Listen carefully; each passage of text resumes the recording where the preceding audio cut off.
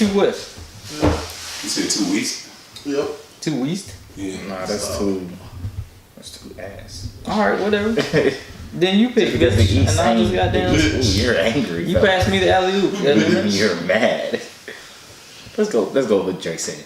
Nah, bitch. Told a bitch you motherfucking right. Hello, welcome to the Wright Discussion. I am your host, Keon, and with me as always, my boy Kiki. What's up? How you doing today, man? Great. First of all, how your week been? You know how you I don't know, it was a week. typical work? Yeah, it was typical work week. Alright.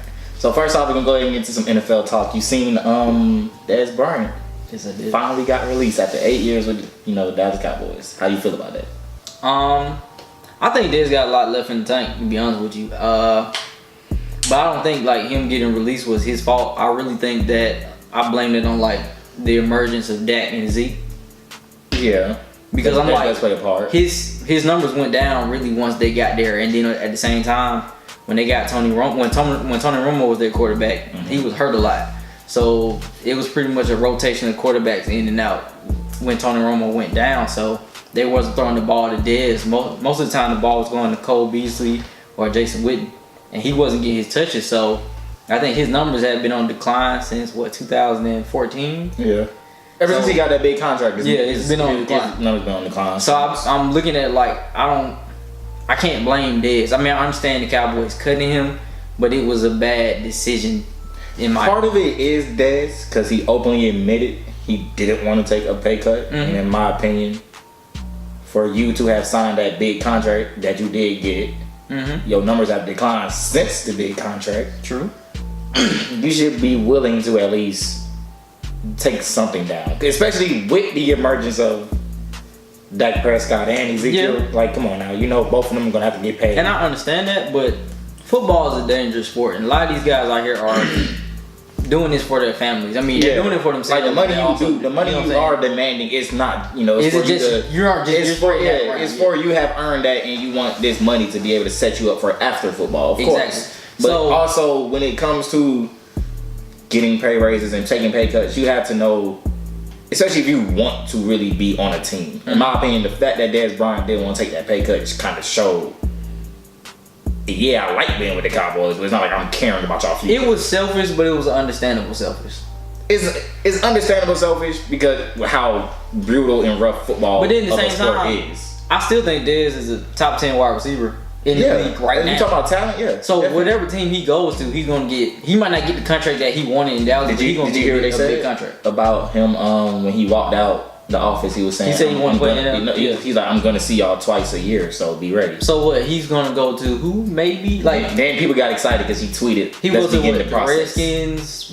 The Giants aren't gonna sign him. People because think they he got goes to the Odell. Eagles already. Then they gonna win the Super Bowl. He better not go to the Eagles. That's all I'm saying. Because if you give Carson Wentz a Dez Bryant, who is their top wide receiver?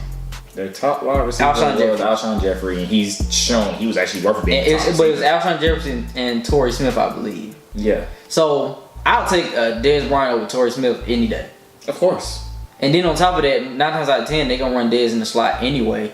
So you get Alshon Jeffries, Torrey Smith, and Dez Bryant as your top 3 wide receivers. Yeah. You're going back to the Super Bowl, and you might see another dynasty in Philadelphia.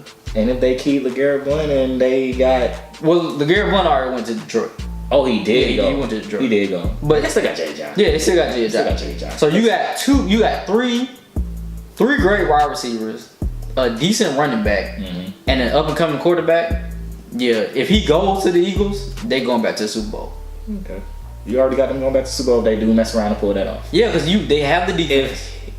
Him leaving, I have him going to the Redskins. Actually, I don't see that. I can actually see him on the Redskins. Because who is their quarterback? Alex Smith.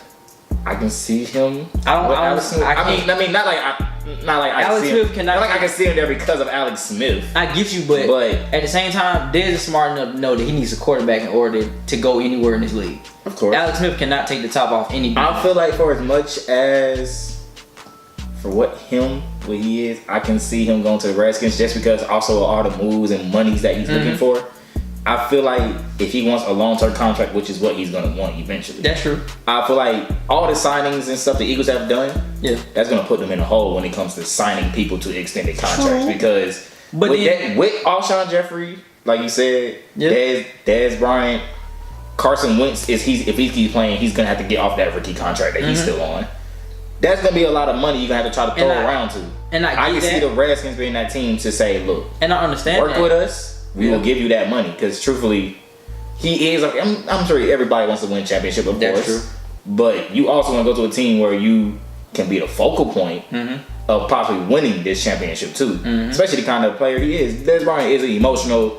I want to be the guy. I want to prove I'm the guy. That's true, but the goal right now, And that would be, honestly, too, with him going to the Redskins, that would be great publicity for him and Josh Norman on the same team. and I understand that, but Well, the not goal, again, but on the same team. you just gotta look at the team that's gonna be around him. The goal right now is for them to win right now in Philadelphia, Yeah. and they have already won a Super Bowl, so they pretty much. So they're still in that. Hey, we're actually not winning right now. Exactly. We're trying to So build a their dynasty. window to win is right now. Yeah. And if he wants to win a Super Bowl or at least get into the conference championship, he needs to go to Philadelphia. He does not need to go to Of Washington. course, I just feel like also And they got as the money I feel to like get as a him. player, he would probably be like, if he don't go to the Eagles, let me go to a team that's really going to contend with both these teams, Yeah. and I'm really gonna be good. Okay. I mean, I can see him going that route. Okay. Because I see him staying in the division. It is, in my opinion, it really is either the Eagles or the Redskins, though. Yeah, and just as far as I'm concerned, I think his best bet is to go to Philadelphia. His best bet would be go to Philly if he talking about winning right now. If you want to go to the to up Super your Bowl. stock, like maybe if he balls out, Yeah. and they don't give him an extended contract, he can get something worthy by someone else. Yeah, exactly. But it really depends on how bad he wants to win right now. Yeah. Yeah, I got you. Cool. So enough of that little football talk. We're gonna go ahead and get into basketball. NBA regular season finally ended.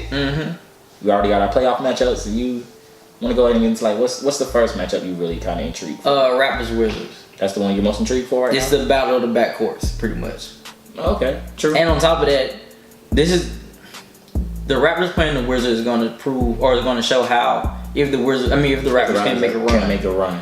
Because their backcourts are pretty much evenly matched, and you can say the same thing for their benches also. I think I won't say their backcourt is actually evenly matched. Actually, it's close. if you say it that way, because I thought about it, yeah. It's close. If you say it that way, yes. And then even because in my far- opinion, DeMar is way ahead of Bill, oh yeah, and Wall is way ahead of Lowry. That's why I said so. it's Yeah, evenly matched. And even as far as their benches is concerned, it's like it don't matter who they plug in on either one of those teams. Whoever they plug in is gonna get them buckets. Yeah. They're gonna put points on the board. yeah. So the reason I think that Toronto has to win this because of the fact that A, they're number one seed. B, they haven't proven themselves in the past 4 years. You know what I'm saying? Period. Ever since As long as Cal y'all got got the there. top 4 team in the East, y'all haven't done nothing with it. And what better test than to go against the Washington Wizards? They're young, they're fast, they pretty much the same. They're trying to prove a point that they're Exactly. not a lower 8, like a lower Exactly. Eastern team. We're actually we're pushing to be an echelon East team. Yeah, like had they not failed later on in the season, they probably could be a 4 seed. They would be a 4 or 5 seed. They'll at least be up. And I'm upper saying half that they would be a 4 seed over the Cavs and maybe even Philadelphia. Yeah, because as a whole, they have everything. Everything you need. They have but John Wall went down, and they carried. Well, Bradley Beal carried the team for the a little first bit. couple of games, Yeah, and then they it fell went off. downhill because you can't replace it with a Wall. But John Wall said something real interesting. He was saying that they're not a team that can just turn it on, and for them to be in this slump that they're in now and try to turn it on in the playoffs is gonna be bad. It's gonna be bad because they cannot do as that. good as John Wall is, he's not. I'm about to go out there and get 30 points. Yeah, exactly. Bill can be, but Bradley for Beal is very him, for him to have to be that exactly, he's too inconsistent. He would have to get like 30 shots, even 20, just to even possibly even get 20 points against. Exactly. So now you're saying you got John Wall going for 30 and Bradley Beal trying to get 20. And for y'all to be the lower seed, y'all can't do that. Trying to hope that somebody catch fire, we play catch up and we be great that way. And I don't see y'all that can't do that because y'all definitely not gonna do that in Toronto in game 1 or 2. Exactly. Like if they get blown out those first 2 games or anything like that, that's just them saying, hey, look, game 3 and game 4 we have to win, and let's make the series fun again. Yeah. But if they really do get blown out in the first 2 games, it's over. But the thing that worries me the most is the fact that, again, Kyle Lowry he's got to be the X factor in this whole situation. Because if he comes out and he gives you Kyle Lowry the past 3 seasons, the Wizards are going to beat the Raptors. They are. Easily. Lowry has to go out there and show, look, I have been an all-star for a reason. I'm not the best point guard. Sure, Wall might got me. Exactly. But for what DeMar DeRozan gives us, Exactly. And I'm DeMar, the perfect complement to that. his 3-point game has stepped up tremendously. Yes. And he's always DeMar been has proven he's an all-around offensive player. Now. Exactly. So if Kyle Lowry does not come through at all for the Raptors, the Wizards gonna kill him. Yes. They're gonna it might go 5 or 6, but the Wizards gonna kill him. Exactly. And the thing with the Wizards is they can really win and take control of the series if like they're bench players. As in, let's say not Wall. Let's say Wall stays on the court. Or let's say Bradley Beal gets in foul trouble, or maybe Morris. Yeah. If someone like Kelly Oubre can come in and drop 15, and then maybe like in game 2 or 3 also come in and drop maybe 20, that bodes well for the Wizards where they're great. Like that would put more pressure on the Raptors where their bench has to do something, or DeRozan or Lowry has to step up for somebody. Exactly. Which is actually something I don't think the Raptors needs to go through. And if if that does happen, the Wizards could possibly that's why win that series. If they don't. So you pick the next matchup. My favorite matchup is honestly the Rockets versus Timberwolves. I knew you was gonna say the Rockets because of Chris Paul. Honestly, no. It's really the Timberwolves. Why is that? The Timberwolves have the best chance to honestly beat every team in the West. Okay, why do you feel so strongly about that? If I had to pick them, if they can't beat anybody, it will be Warriors because I feel like they wouldn't run as well with the Warriors like how the Rockets can. The Rockets, the way they play, like since Chris Paul's gotten there, they've tried to also slow it down and run a set of offense every now and then, which is they've gotten better at that. They slow down with Chris Paul. The Timberwolves would be perfect for that because Jimmy Butler is one of the best half-court offensive players, period. True. And he's also hands down one of the best defensive players in the league. What about Jeff Teague? Jeff Teague, what I like with that, Teague has the speed to at least play with Chris Paul and everyone. But Tyus Jones as a backup has actually done his job. I get that. When Teague got hurt. Wiggins is honestly the X factor. You sure? Wiggins, yes, because I'm about to tell you what. You know what you're gonna get from Butler. Butler is actually a proven he's an all NBA player. I disagree with that. I feel like Butler in the playoffs will step up. He hasn't had meaningful times to because Chicago hasn't been. When he was in Chicago, he didn't get a chance. Yeah. So I feel like what he has done all season and how he's the reason why the Timberwolves was even a top 4 team. Then when he got hurt, they fell down. Not an 8 seed, and the fact that he came back and he's the only reason why they even stayed at 8 seed. But the reason I feel like in the playoffs, Butler is gonna be the major point. The reason Wiggins is the X factor because he's the one who he's not the main scorer. Okay. He has the ability to be the main scorer. He has the ability to be a great defender. You know what you're gonna get from Towns. Yeah. Honestly, with Teague, we already know you're gonna get from Teague because Teague has never been a great scorer. He's just a good point guard. But the reason I disagree with that is because, just like you said, Jeff Teague's been a great scorer, but he's never been a great point guard. No, I'm saying he's not a great scorer. He's a decent point guard. Oh, that's what it is. I think he's a decent point guard. Yeah. But Jeff Teague really gonna have to step up. And the reason I say that is because Jeff Teague he brings the ball up the court and he'll let like maybe half the shot clock go down before they make a play. Now, if they do that and they miss the shot, Houston capitalizes on that. So that means you're gonna get the ball to James Harden and he's gonna go down off fast break and he probably gonna throw a lob to Capella or he's gonna kick it back out. Yeah. Or even the same thing go with Chris Paul. Jeff Teague is going to have to play pretty much a perfect games throughout this entire series in order for Timberwolves to have even the slightest of chance. Yeah. Because if Houston get rolling, it's over with. So those are going to be matchups he automatically has to get. Compared to Wiggins, he's going to be the one who possibly has the most people changing on him. Yeah. Compared to like how Butler most likely always going to be matched up with him and Harden. Maybe even Chris Paul. Chris Paul's out. And Chris Paul's going to take the opportunity to probably guard the best player too sometimes. Yeah. Harden will probably step up every now and then too. That's why I feel like Wiggins for them, if he can be consistent, like maybe one game in Houston. If he has one game in Houston where he goes off like 20. Yeah, if he goes off one game where he can have like 20 in Houston and that carries over, that would be an issue for him. That would be an issue for Houston. I got you. That's why I picked Andrew Wiggins as my X factor. Even with that being said, I know you're not gonna go against Houston Rockets. Oh no, I still got Houston winning. Exactly. But I'm saying as far as what all the first round series, in my opinion, which ones could be fun, that's one of my favorites because Timberwolves could mess around and push them to 7 because Karl-Anthony Towns is proving he's like a top 2 big man. Yeah. Capella is not gonna be a match for him. Alright, so what about this Thunder Jazz matchup? Thunder Jazz? I actually want the Jazz to win. Why? I haven't honestly cared how the Thunder looked all year. just because I feel like Paul George has been overrated all year a little bit, and I feel like Carmelo Anthony has been overrated a little bit all year. They haven't done nothing for either. They haven't done nothing for Westbrook, honestly. That's what it is. The fact that you've got two people who are, you have one player who's going to be a Hall of Famer. Okay. You have another player in You got Paul two George. players. That's what I'm saying. I was going to say it's just Paul George too early for you to say he's a no doubt Hall of Famer. Okay. But you have somebody who is all NBA caliber. Okay. For you to have someone who's a future Hall of Famer, one person's all NBA caliber, but Russell Westbrook's best second option is still Steven Adams, low key. That says a lot. Okay. That says a lot. So, I agree with you, but it's hard for me to. It's hard to pick them. It's hard for me to discredit what they just both can do. The heart alone of Russell Westbrook. Exactly. Which is hard. Which is why if different. I had to pick, I still got the Thunder winning the matchup. But how many games? But that game can go. It can either go 5 or 7. Because I feel like it was with the way the Jazz play.